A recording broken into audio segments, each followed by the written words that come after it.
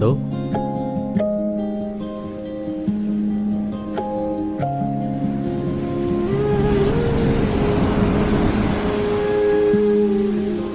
ഈ കടലൊരത്ഭുത സംഭവം തന്നെയല്ലേ. അതെ, ഈ കടലടന്ന് യൂറോപ്പിൽ നിന്ന് ഇന്ത്യയിലേക്ക് ആദ്യമാരാ വന്നേന്നറിയും. അത് നമ്മുടെ കോഴിക്കോട് കാപ്പാട് വാസ്കോഡ ഗാമ. അന്നേ വരെ ആരും പോവാതെ കടൽ വഴിയിലൂടെ ഇന്ത്യയിലേക്കുള്ള ഗാമയുടെ യാത്രയിൽ കപ്പൽ ജോലിക്കാരായി അന്നത്തെ പോർച്ചുഗലിലെ മാനുവൽ രാജാവ് തിരഞ്ഞെടുത്തത് ഒരു കൂട്ടം കുറ്റവാളികളെയായിരുന്നു. ജീവിതത്തെക്കാൾ നല്ലത് മരണമാണെന്ന് ഉറപ്പുള്ള കുറച്ചാളുകളെ. എന്നിട്ട് ഗാമ 10 മാസം കൊണ്ട് ഇന്ത്യൻ തീരത്തെത്തുക തന്നെ ചെയ്തു. എന്നാൽ അപരിചിതമായ ആ സ്ഥലത്ത് പെട്ടെന്ന് കയറി ചെല്ലുന്നത് അപകടമാണെന്ന് ഗാമയ്ക്ക് അറിയാമായിരുന്നു.